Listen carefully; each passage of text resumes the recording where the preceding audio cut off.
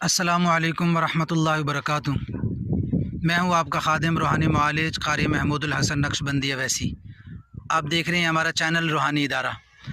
آج کا ہمارا موضوع ہے کہ آج کل بچے بہت گم ہو رہے ہیں، چوری ہو رہے ہیں، اغوا ہو رہے ہیں۔ بچوں کی حفاظت کا زبردست عمل آپ یاد رکھیں۔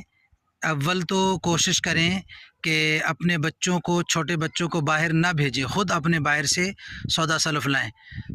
اور اگر آپ بچوں کو بھیجنا ہی پڑ جائے تو قرآن مجید کی آیت ہے فاللہ خیر حافظا وہو ارحم الراحمین۔